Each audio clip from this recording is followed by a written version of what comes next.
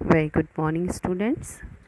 आज हम हमारी बुक हनी ड्यू से एक पोएम रीड करने वाले हैं। ठीक है, तो let's see what this poem is about. The name of this poem is the ant and the cricket. Okay, और आंट एंड क्रिकेट की स्टोरी शायद आपने ऑलरेडी सुन रखी होगी। तो fable is a story often with animal as character that conveys a moral. और ये एक फेबल है। फेबल एक ऐसी स्टोरी होती है जिसमें हम एनिमल्स को कैरेक्टर बनाते हैं और इसका कोई मॉरल मतलब कोई शिक्षा इसके अंदर होती है। The poem is about an ant and a cricket contains an idea of far reaching significance. ठीक है, तो ये जो पोएम है इसमें आंट और क्रिकेट की स्टोरी जो आपने शायद सुन रखी होगी, बट इसका जो है एक सिग्निफिकेंस है which is as true of a 4-legged cricket as of a 2-legged one. ठीक है, तो ये जो सिग्निफिकेंस है सिर्फ उस क्रिकेट के लिए ही नहीं बल्कि हम जो 2-legged इंसान हैं उनके लिए भी बहुत यूज़फुल है। Okay, you have seen a cricket that has 2 legs। तो आपने ज़रूरी है कि देखा ही होगा 2-legged क्रिकेट कौन है। तो लेट्स सी पहले कि क्या है, फिर हम उसको डिस्कस करेंगे। A silly young cricket accustomed to sin though through the warm sunny months of gay summer and spring began to complain when he found that at home his cupboard was empty and winter was come। तो ये वही story है जहाँ पर एक सिली cricket जो था उसको गाना गाने की आदत थी। तो जब भी वार्म मंथ्स होते थे, मीन्स अच्छी मौसम होता था, चाहे वो कि समर हो या स्प्रिंग हो, चाहे वो ऐसा टाइम जब हम काफ़ी प्लीजेंट फील करते हैं, ऐसा समर है या स्प्रिंग, तो वो हमेशा गाना गाता रहता था। और जैसे विंटर आने वाली थी उसने देखा कि उसका कबर्ड तो खाली है, यानी वहाँ पर खाने पीने की कोई चीज़ है ही नहीं, तो उसने कंप्लेन करना शुरू कर दिया। Not a crumb to be found on the snow covered ground, not a flower could he see, not a leaf on the tree. Oh what will become, say the cricket of me। तो उसने देखा कि क्योंकि snow covered है पूरा का पूरा ground, पूरी ज़मीन पर स्नोफॉल हुआ है, तो एक भी क्रम ऑफ ब्रेड ना, एक भी चूरा भी उसे ब्रेड का नहीं मिलने वाला है। फ्लावर्स भी नहीं दिख रहे हैं और इवन ट्रीज़ के ऊपर एक भी लीव नहीं दिख रही है। तो अब उसने सोचा कि मेरा क्या होगा। At last, by starvation and famine made bold, all dripping with wet and all trembling with cold, away he set off to a miserly aunt to see if, to keep him alive, he would grant। तो अब क्योंकि starvation मतलब भूख and famine मतलब अकाल, तो ये भूख और अकाल जो थी उसने उसे बोल्ड बना दिया और वो उस कड़कती हुई ठंड में बाहर निकला।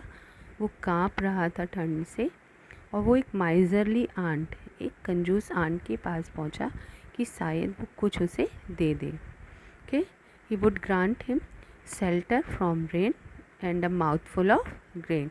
वो शायद उसे अपने घर में रहने देगी, यानी शेल्टर देने वाली है, और साथ ही साथ क्या भी दे देगी, थोड़ा सा खाने के लिए भी।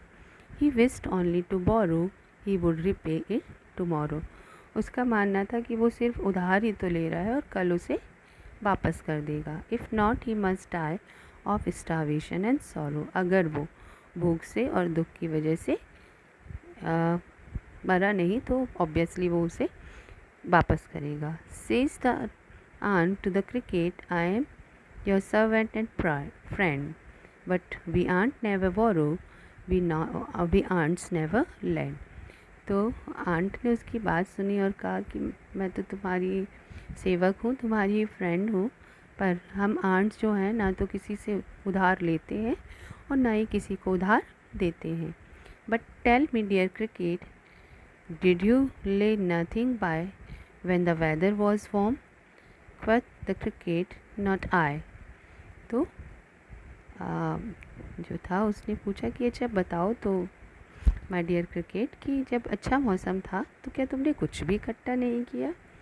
तो cricket said no not at all, My heart was so light that I sang day and night, for all nature looked gay. You sang, sir, you say? तो उसने कहा कि मेरा मन इतना खुश था कि मैं दिन रात गाना ही गाता रहता था। नेचर जो था उस टाइम काफ़ी प्लीजेंट था। तो चींटी ने कहा, आप गाते रहते थे सर? आपने कहा कि आप गाते रहते थे। Go then says the ant and dance in winter away. तो तभी आप गा रहे थे, अब एक काम करिए, आप विंटर में जा कर के डांस करिए। Thus ending he hastily lift the wicket and out of the door turn the poor little cricket.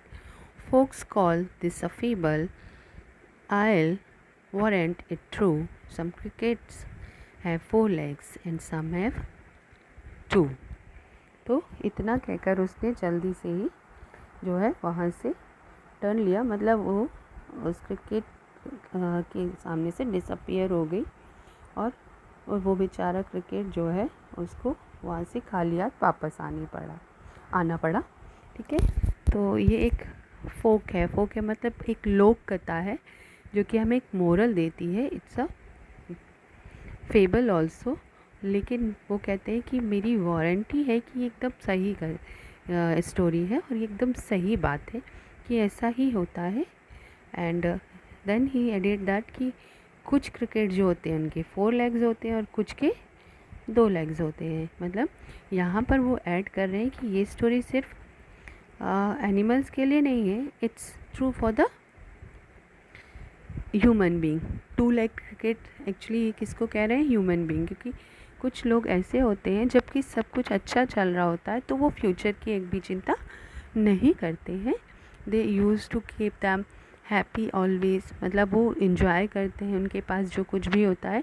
और इन फ्यूचर क्या होता है उनके साथ, जस्ट लाइक द क्रिकेट, कि जब ज़रूरत आती है, विंटर मतलब हार्ड्स टाइम आता है उनका, कोई दुख या कोई प्रॉब्लम उनके सामने आती है तो उनके पास कुछ नहीं होता है, दूसरों के सामने उन्हें अपना हाथ फैलाना पड़ता है। And that's why a writer said कि कुछ तो क्रिकेट्स होते हैं जिनके 4 पैर होते हैं और कुछ ऐसे भी क्रिकेट्स हैं जिनके 2 लेग्स होते हैं, राइट।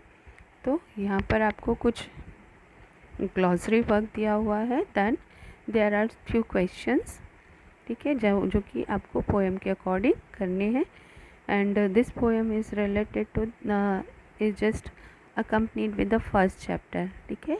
तो उसका सॉल्यूशन जो है वो भी आपको फर्स्ट चैप्टर के साथ ही मिल जाएगा। ओके, तो आई थिंक ये पोएम आपने एंजॉय किया होगा। This is all for today. Have a nice day, good bye.